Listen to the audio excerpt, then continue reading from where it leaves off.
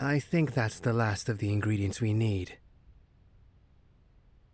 Soil from a graveyard, blessed water, 4 candles stationed in the cardinal directions, a memento of the person, one which holds a bond, and the magic circle drawn in salt. I know arcane circles are typically drawn in chalk or ink, but I'd rather err on the side of caution. A circle of salt makes it so that we can't be possessed. Seances are like open doors in a town hall. Anyone can walk in.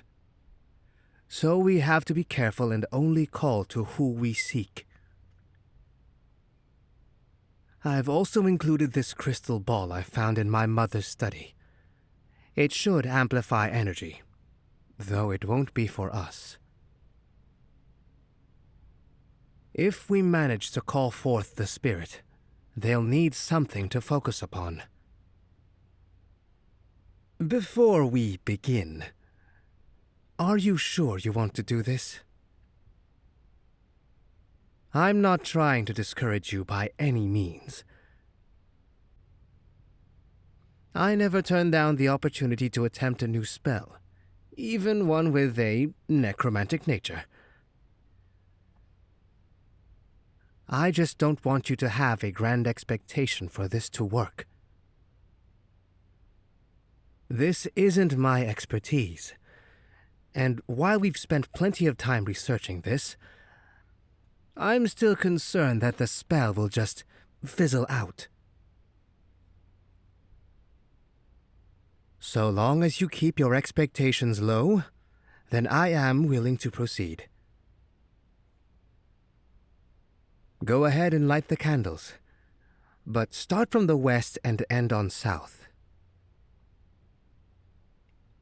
While I act as the power source for this spell, you are the conduit. It's up to you to keep your mind clear and focused on that person. Don't think of the last moment you spent with them. If we try to summon them with negativity in our hearts, it may have an adverse effect on their soul. Try to think of the strongest memory you have, and don't let go of that thought. Something that invokes joy and merriment. Good. Now, take my hands. With any luck, the seance will work and you will be able to speak to the departed.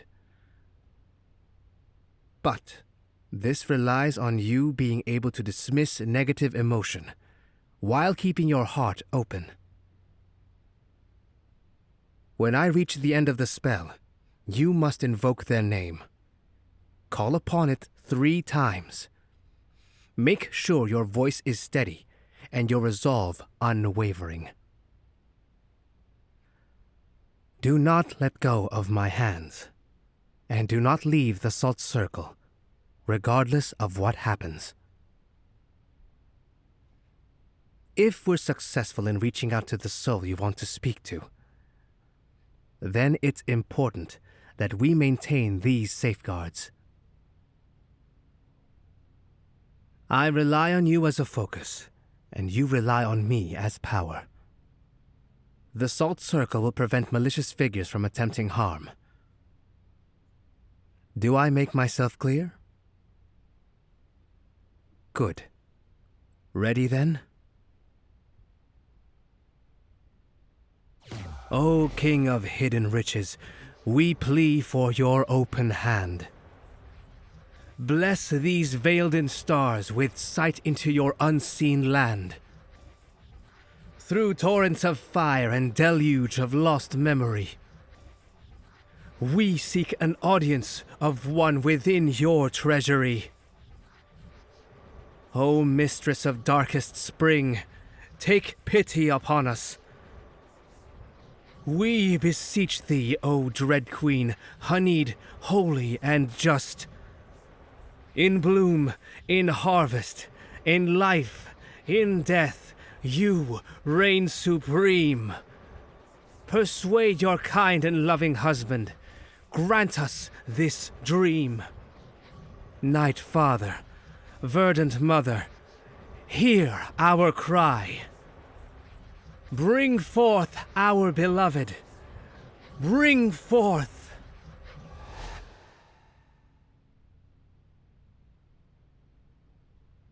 Damn it! That should have worked. I'm sorry. I was so sure that we had everything in perfect order. I see your disappointment. But I'm unsure of how to remedy this. Hey! Do not speak their true names. We shouldn't curse the Unseen One or the Dread Queen for not allowing this spell to work. It would likely cause trouble for us. They have offered such a chance to others before, to see loved ones, or try and pull them out of the depths. Very rarely are mortals successful in these endeavors, which is why I attempted to let you down gently in the beginning.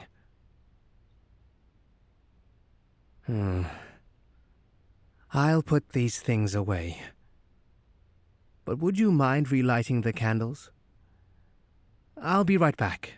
Don't mind me. And don't mind the salt circle for now. I'll tend to that myself later.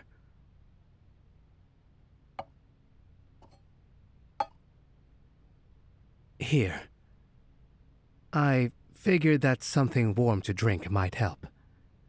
It does for me, at least. Helps clear the mind, warm the soul and such. I understand how you feel. I understand the loss of someone so important to you.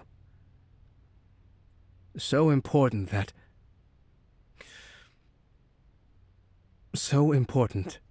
that you'd go to such extremes just for one last chance. I wanted you to know that you aren't alone. You haven't been alone for a while now, Townie. You may not have been able to speak with your loved one tonight, but that doesn't mean you can't speak of them. For as long as I remain the Astroluminary and the guardian of this observatory, I will stay and listen. You can rely on me. Whether it's sharing memories of happy moments, or if it's the shedding of tears, I will be here for you. Time heals the heart, though grief is not a pain that simply fades away. It ebbs and flows, and creeps up on you in the most unexpected ways sometimes. If you want the solace of solitude, then I won't reproach your ways. Just don't think that you must endure it alone, so that you aren't a burden upon others. Don't attempt to twist my own words against me. I'm aware of your presence here and your inclination to allow me to burden you.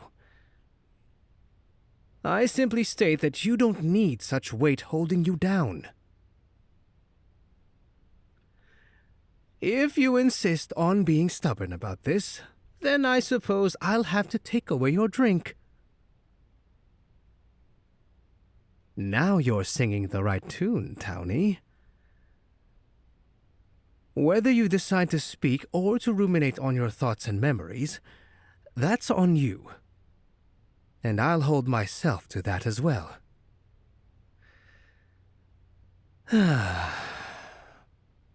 That's enough sidetracking research for now. Let's rest before we sift through more books on the esoteric. You'll thank me for taking the rest of the evening off. Magic of this magnitude can be deceptive and drain the user of far more than just their mana. Let's prepare for bed, shall we? I'm glad we got the chance to try something new together. If you'd be so kind, give this audio a like and subscribe to the channel. If you feel compelled to do so, visit anagomi.com/commissions, where we can make a custom audio just for you. Ta-ta!